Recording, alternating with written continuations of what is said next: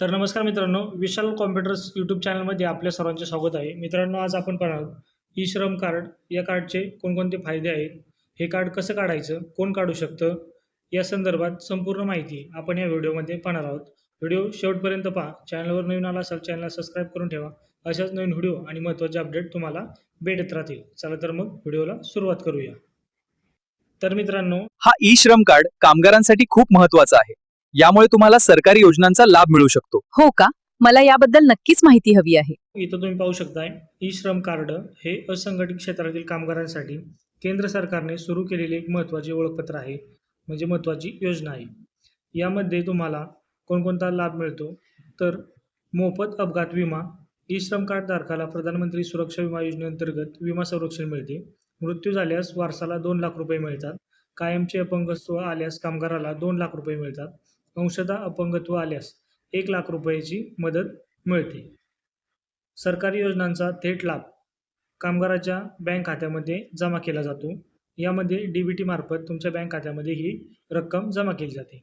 आपत्कालीन परिस्थितीत आर्थिक मदत, कोरोनासारखी महामारी किंवा इतर कोणत्याही नैसर्गिक आपत्तीच्या काळात जेव्हा कामगारांचे उत्पन्न थांबते, तेव्हा सरकार या कार्डाच्या आधारे थेट लाभार्थ्याच्या बँक खात्यामध्ये रक्कम पाठवू शकते. पेन्शन सुविधासुद्धा उपलब्ध आहे. ई-श्रम कार्ड धारकांना प्रधानमंत्री श्रमयोगी मानधन योजना या योजनेअंतर्गत तुम्हाला वयाची 60 वर्ष पूर्ण झाल्यानंतर दरमहा 3,000 रुपये पेन्शनसुद्धा मिळणार आहे. रोजगाराच्या संधी, कौशल्य विकास सरकारकडे तुमच्या कामाची नोंद असल्यामुळे तुमच्या कौशल्यानुसार तुम्हाला कामाच्या नवीन संधी, प्रशिक्षणासाठी प्राधान्य दिले जाते. ई-श्रम कार्ड या योजनेची पात्रता, हे कार्ड कोण काढू शकतं, तर ज्या व्यक्तीचे वय 16 ते 59 दरम्यान आहे, असे सर्व व्यक्ती कामगार या योजनेचा लाभ घेऊ शकतात. यामध्ये जर इन्कम टॅक्स भरणार असेल किंवा ई-एस-आय, पी-एफ या सुविधांचा लाभ घेणार असेल, तर या कामगारांना ई-श्रम कार्ड योजनेचा लाभ मिळू शकत नाही. यामध्ये शेतमजूर, बांधकाम कामगार, घरकाम करणारे, रिक्षा चालक, टेलर, सुतार, फेरीवाले इत्यादी सर्व या ई-श्रम कार्ड योजनेचा लाभ घेऊ शकतात.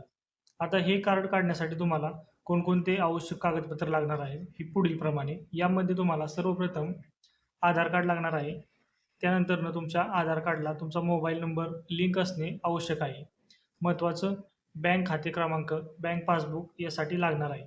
आता हे तुम्ही कुठं काढू शकता, तर तुमच्या जवळील CSC सेंटर असेल किंवा माही सेवा केंद्र असेल, अशा ठिकाणी तुम्ही ई-श्रम कार्ड काढू शकता. व्हिडिओ आवडल्यास नक्कीच लाईक करा, शेअर करा आणि सबस्क्राईब करायला विसरू नका. धन्यवाद.